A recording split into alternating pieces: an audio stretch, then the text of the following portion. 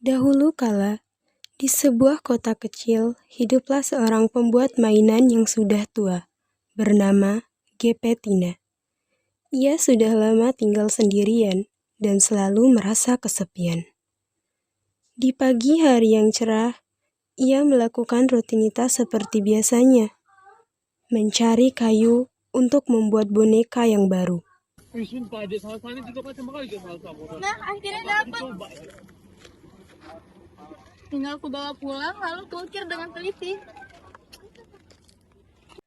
Setelah mendapatkan apa yang diinginkannya, Gepetina kembali ke rumah dan mulai mengukir kayu besar itu.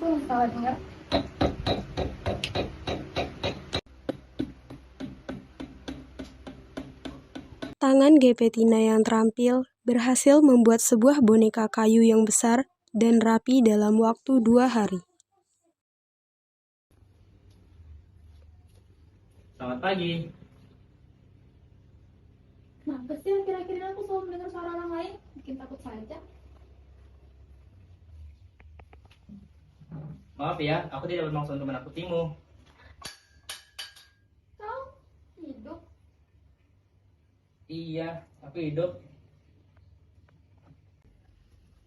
Mulai sekarang, namamu adalah Pinocchio. Aku akan merawat dan menyekolahkanmu seperti anak-anak pada umumnya. Setelah itu, Gepetina pergi ke suatu toko. Ia berencana menjual mantelnya kepada pedagang. Ini nih 10.000 ini coba dulu Thailand coba cocok biru deh. Nah, Pak, ini saya mau menjual ini. Oh iya boleh. Bentar ya, saya lihat dulu ini berapa ya kira-kira. Ini ya Mbak. Sesampainya di rumah, ia langsung menjumpai Pinocchio dengan bahagia. Anakku, belilah peralatan sekolah dengan uang ini. Baik Ibu, aku akan membelinya.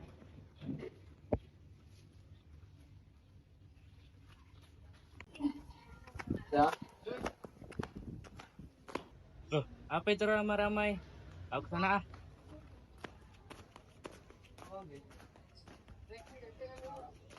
Ayo masuk sirkus ini. Anak senang, orang tua pun senang. Sayang anak. Ayo masuk sini. Mau masuk sirkus, masuk sini. Bocah, mau ngapain? Mau masuk? Gue masuk amat duit. Duit? Oh, aku ada duit. Ini. Boleh masuk? Masuk.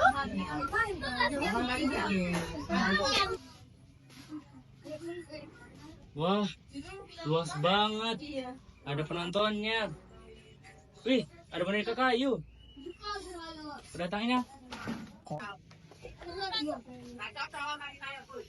Alih-alih merasa terhibur, penonton marah kepada Pinocchio.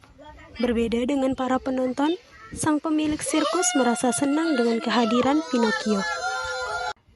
Hah? Boneka hidup?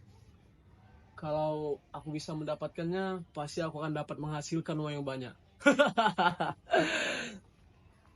Sini kau.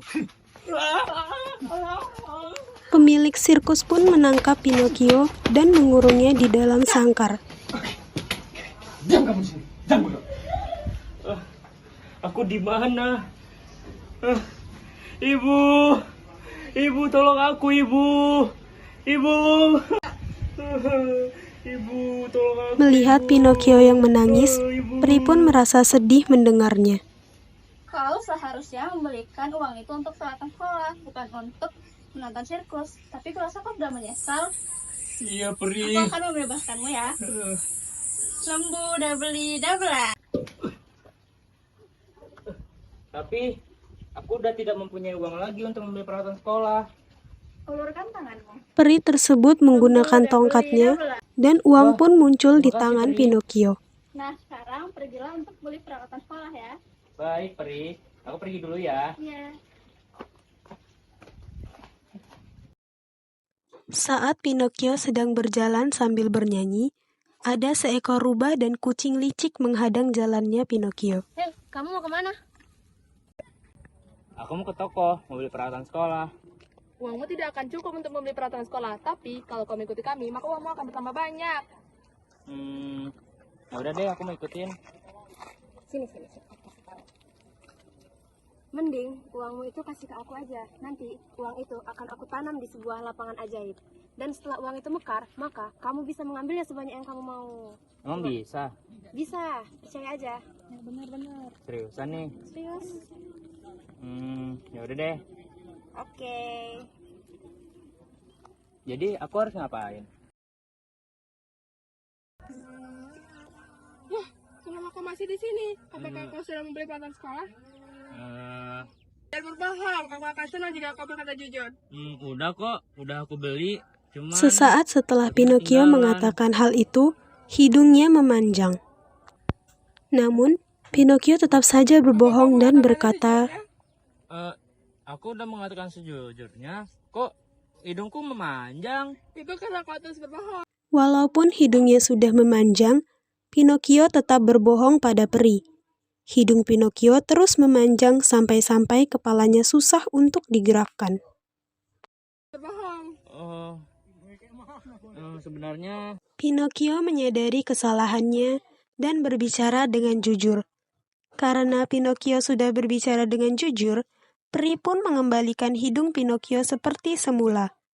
Peri juga mengembalikan uang yang telah diambil oleh rubah dan juga kucing. tadi aku dihadang oleh rubah dan kucing. Dan duitku diambil oleh mereka. Katanya bisa menumbuhkan uang yang lebih banyak. Ulur tantangan. Lembu, double. Wah, duit. Terima kasih banyak, Pinocchio Peri. kembali berjalan sambil bernyanyi. Di tengah perjalanan, ia melihat pemilik sirkus berdiri di hadapannya. Karena dendam, pemilik sirkus pun menangkap Pinocchio dan mengurungnya lagi ke sangkar. Di sisi lain, Gepettina mengkhawatirkan Pinocchio dan terus mencarinya. Kan sini? Tidak, enggak boleh. Tidak. Pinocchio.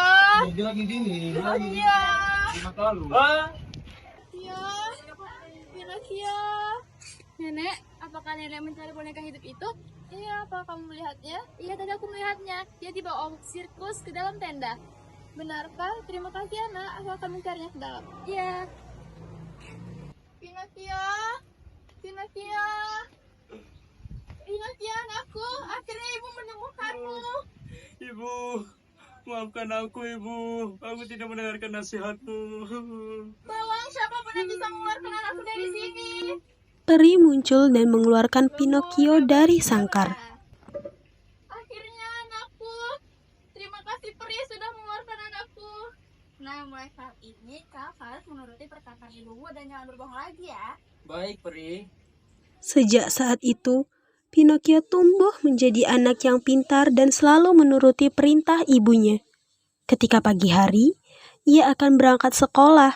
Saat pulang sekolah, ia akan membantu di toko mainan milik ibunya.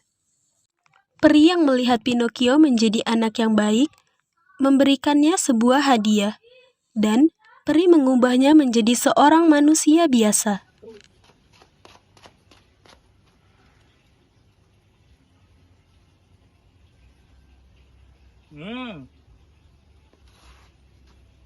Ibu, lihat aku, Ibu. Akhirnya aku memiliki putra sungguhan. Mereka pun tertawa bersama karena merasa bahagia.